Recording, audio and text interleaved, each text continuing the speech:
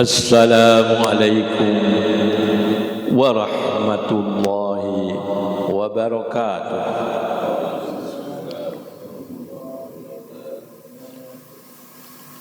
Alhamdulillahi rabbil alamin. Wa bihi nasta'inu ala umuri dunya waddin. Ashhadu an la ilaha illallah wahdahu la syarika lah. Al-Malikul Haqqul Mubin. Wa ashhadu anna Muhammadan abduhu wa rasuluh shadiqul wa'dil amin. Allahumma salli wa sallim ala abdika wa rasulika khatamin nabiyyin sayyidina wa habibina wa syafi'ina Muhammadinil mab'uuthi rahmatan lil alamin wa ala alihi wa ashabihi wa man sara ala nahjihi wa ihtada bihadihi ila yaumiddin. Amma ba'du, faya ayyuhal muhtaramun wal muhtaramat, jamaah subuh masjid al-mukhlasin yang dimuliakan Allah. Hari ini kita berada pada tanggal 10 Februari tahun 2024. Berarti 4 hari lagi, tepatnya tanggal 14 Februari 2024, bangsa ini akan melaksanakan gawe besar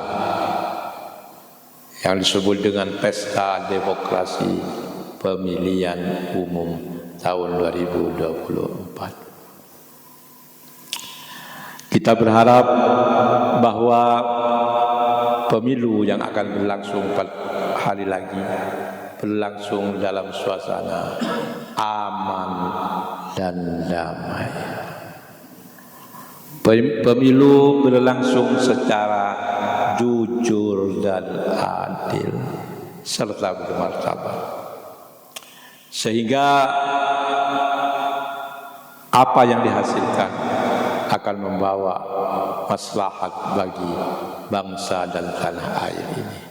Amin ya rabbal alamin.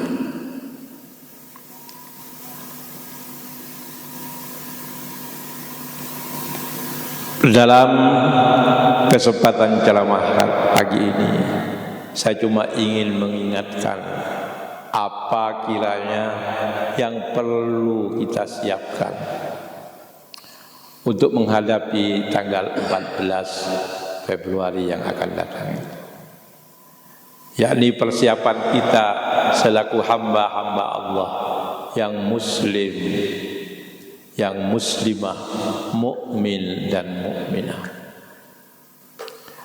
Pertama yang ingin saya ingatkan ialah bahwa mari kita jadikan penggunaan hak pilih kita tanggal 14 Februari yang akan datang benar-benar sebagai bagian dari ibadah kita kepada Allah Subhanahu wa ta'ala.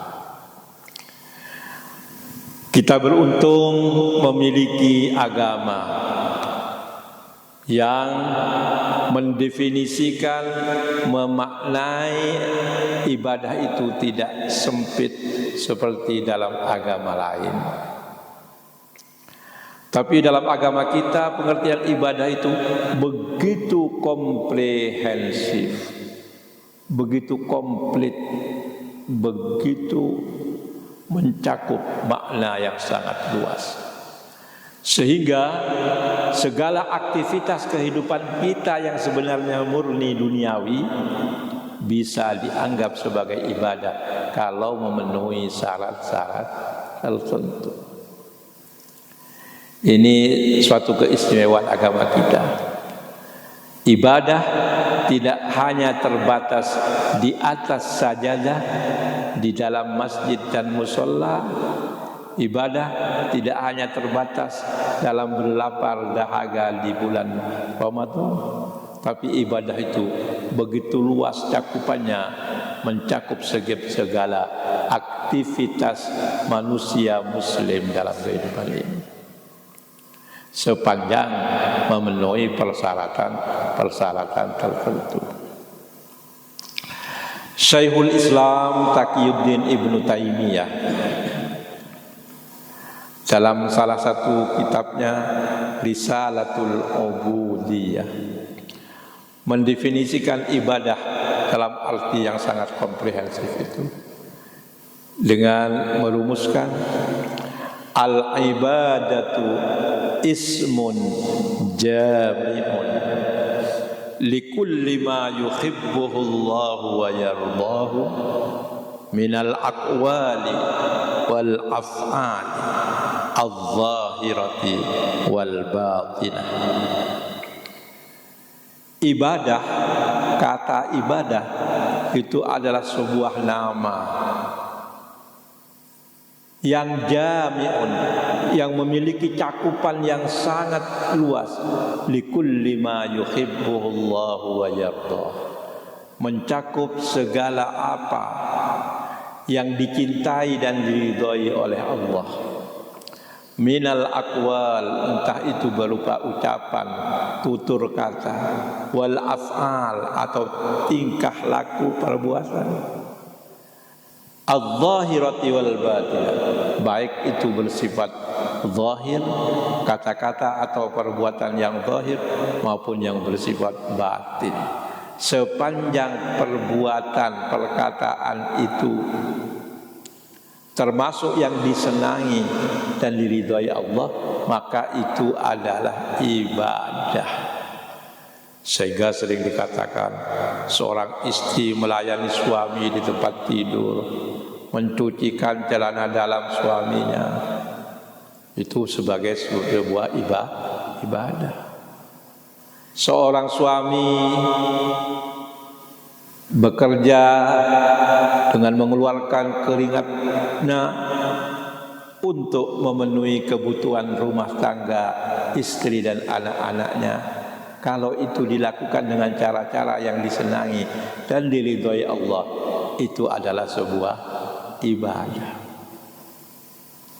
Seorang muallaf asal Jerman yang pernah menjadi direktur Goethe Institut di Bandung, yakni Hobsbawm, mendefinisikan dalam bahasa Inggris yang sederhana sehingga saya bisa mengucapkannya dengan insya Allah tidak terlalu belepotan jeleknya. Apa kata Hobsbawm? Dia bilang, to serve is to use the faculties that God gave us in the right time, in the right place, and for the right purpose. To serve, beribadah, mengabdi kepada Allah. Itu apa artinya? Yakni to use, yakni menggunakan the faculties that God gave us, menggunakan segala fakultas, segala potensi yang telah diberikan Allah kepada kita, in the right time, pada waktu yang tepat, in the right place, pada tempat yang tepat pula, and for the right purpose, dan untuk tujuan yang benar. Jadi sepanjang aktivitas itu memenuhi syarat-syarat itu, percayalah, itu ibadah. Apalagi kalau kita perkuat dengan niat semata-mata karena Allah. Maka kita memasuki tanggal 14 nanti, mari kita jadikan itu sebagai bagian dari ibadah kita. Apalagi ini menyangkut suatu persoalan yang sangat penting, menyangkut perjalanan kehidupan berbangsa dan bernegara selama 5 tahun ke depan. Kita akan memilih presiden dan wakil presiden. Sebagai pimpinan eksekutif di negeri ini, kita akan memilih calon-calon anggota legislatif yang akan memimpin DPRD, DPR pusat, DPR, DPD dan lain sebagainya. Ini peristiwa yang sangat penting. Maka mari kita masuki tanggal 14 nanti dengan benar-benar mengucapkan Bismillahirrahmanirrahim.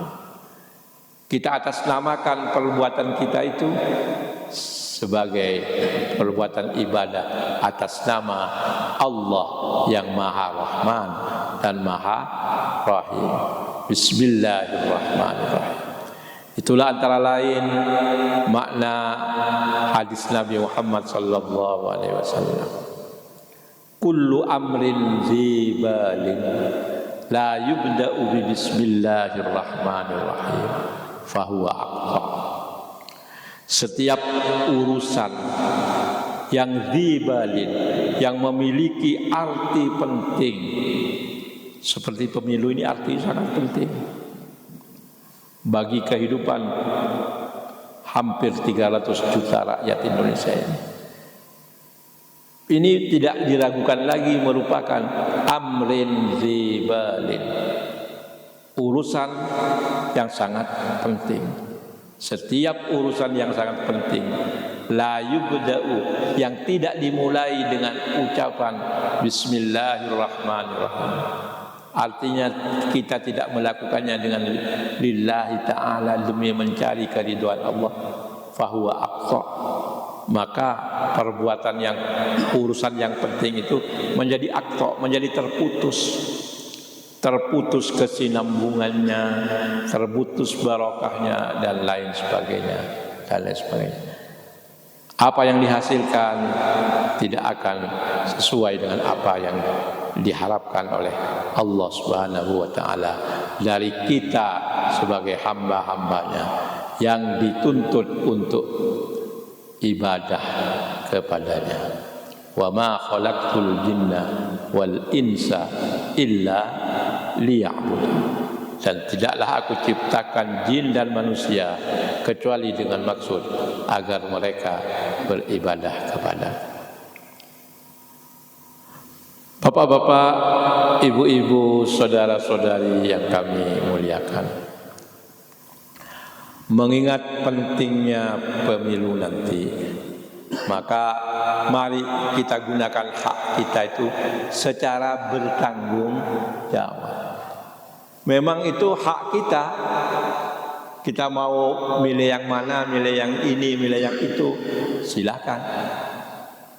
Tapi tidak berarti bahwa kita bebas sebebas-bebasnya untuk menggunakan hak pilih kita itu tanpa memperhatikan rambu-rambu, tanpa memperhatikan pedoman-pedoman yang digariskan oleh agama kita. Pertama, dalam agama kita diajarkan bahwa kepemimpinan, kita akan memilih pemimpin, bapak-bapak ya, ibu-ibu. Kepemimpinan itu dalam Islam itu punya dua fungsi. Al-Imam Abdul Hasan Al-Mawardi dalam karya monumentalnya yang berjudul Al-Ahkamus Sultaniyah wal Wilayatud Diniyah, Al-Mawardi mendefinisikan kepemimpinan itu atau imamah.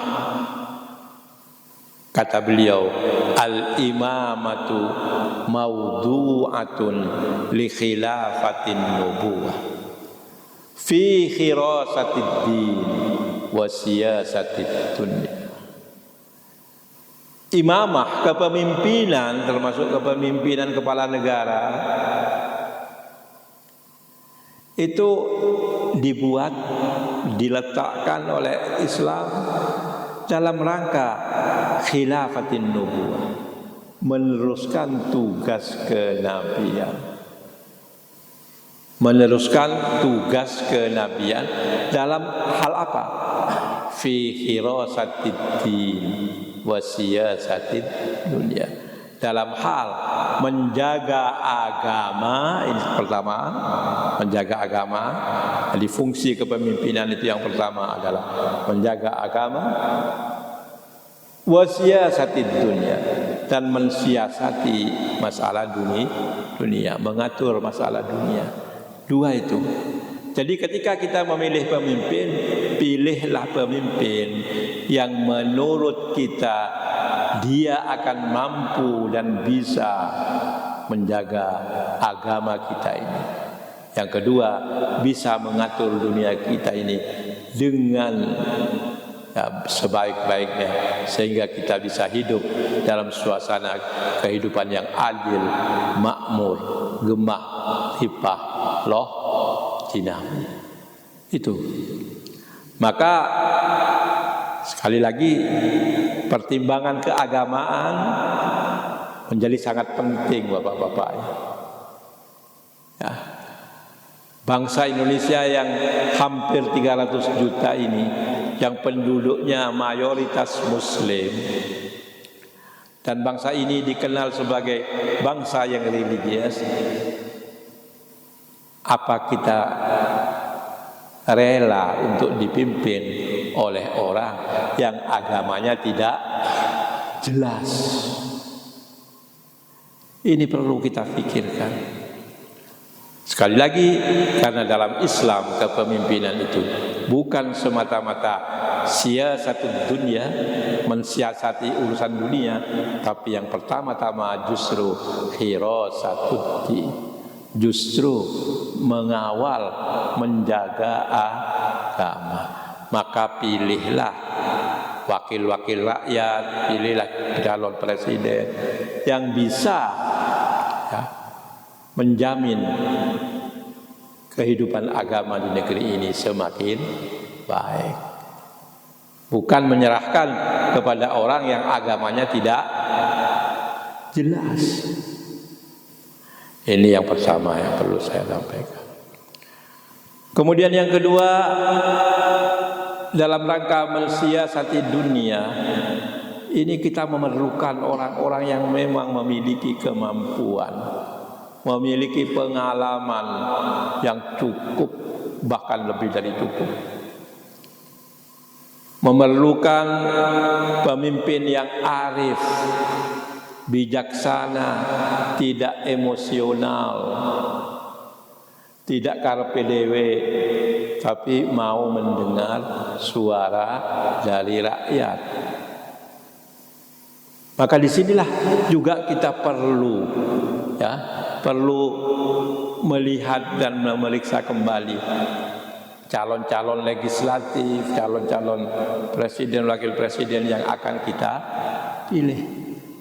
Jangan-jangan yang kita pilih ini tergolong, kalau kendaraan itu tergolong supir yang ugal-ugalan, supir yang senang mabuk-mabukan. Maka kita harus mencari supir yang benar-benar bisa mengantarkan kita ke tujuan bangsa ini dengan menyetir, dengan mengendalikan bus besar yang bernama Republik Indonesia ini dengan sebaik mungkin. Tidak menyusahkan para penumpang, apalagi menjerumuskan penumpang ke dalam jurang. Na'udzubillahi min dzalik.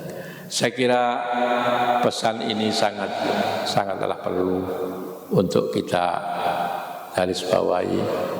Jangan sampai kita mengorbankan pilihan hati nurani kita hanya karena diiming-imingi bansos, diiming-imingi amplop.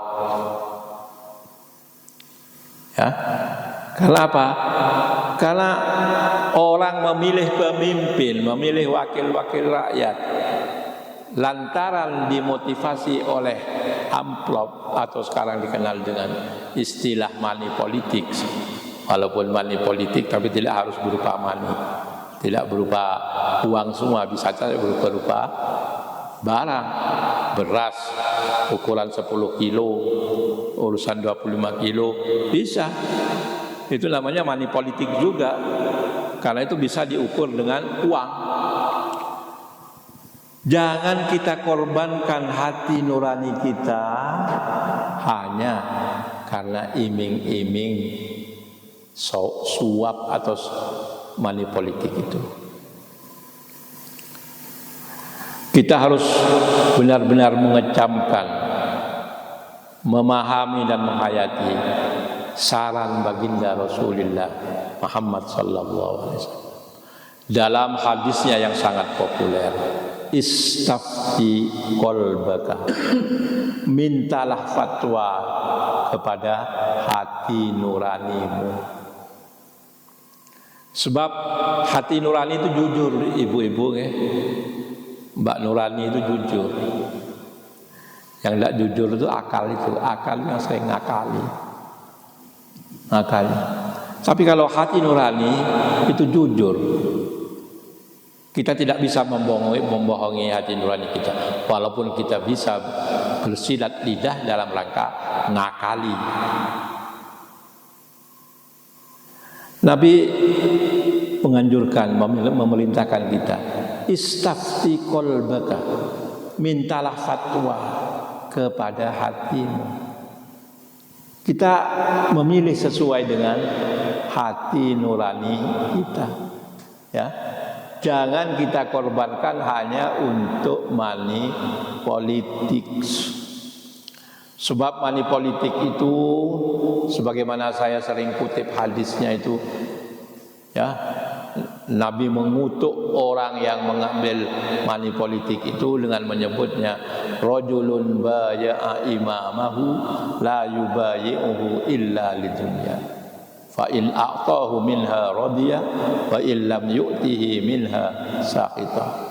Itu kata Nabi termasuk salah satun la yandurullahu ilaihim yaumal qiyamati wa la yuzakkihim wa lahum adzabun alim. Ada 3 pihak yang kelak di hari kiamat Allah tidak akan memperhatikan mereka. Dicuekin kalian Gusti Allah.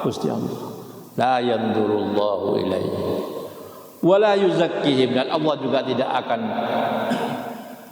menyucikan mereka dari kesalahan dan dosa, dibiarkan bergelimang dosa oleh Allah dalam kehidupan ini. Walahum adzabun alim, dan bagi mereka siksa yang pedih.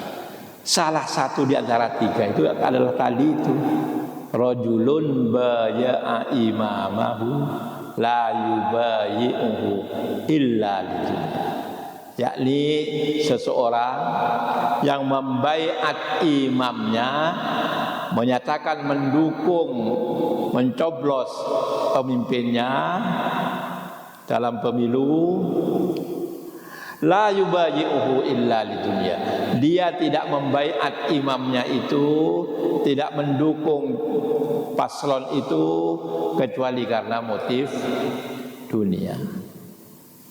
Fa in a'tahu minha, jika sang calon pemimpin itu memberikan kepadanya sebagian fasilitas dunia, kasih bansos, beras, ya, gula, macam-macam, rodiya, dia ridho, rela mengorbankan suara hati nurani. Wa illam yu'tihi minha sakhita, tapi sebaliknya kalau dia, ya, tidak diberi fasilitas dunia itu sakhita, dia marah-marah, nesu, menyatakan mencabut dukungan. Ini kata Nabi, rajulun, orang yang akan termasuk tiga pihak yang kelak di hari kiamat akan dicuekin oleh Allah. Kita tentu tidak ingin dicuekin Allah. Kita justru ingin sekali mendapatkan rahmat dan maghfirah dari Allah Subhanahu wa ta'ala. Nah, bapak-bapak, ibu-ibu, saudara-saudara sekalian, kalau kita lihat, ya, yang namanya orang menerima suap, orang menerima money politik, itu sebenarnya hakikatnya adalah menerima suap, sogok, ya toh, dia disogok dengan bansos, dia mengikuti kehendak dari orang yang ya. Ini pada hakikatnya kan suap menyuap kan? Iya, sogok. Nah, untuk sogok ini, untuk suap ini berlaku ketentuan hadis Nabi Muhammad sallallahu alaihi wasallam. Ar-rashi wal murtasi finna. Orang yang menyuap dan orang yang menerima suap sama-sama besok ditempatkan di neraka tempatnya itu. Pemberi money politik, penerima money politik tempatnya di neraka. Bahkan Nabi memperluas lagi, bukan hanya 2 pihak itu, ada 3 pihak.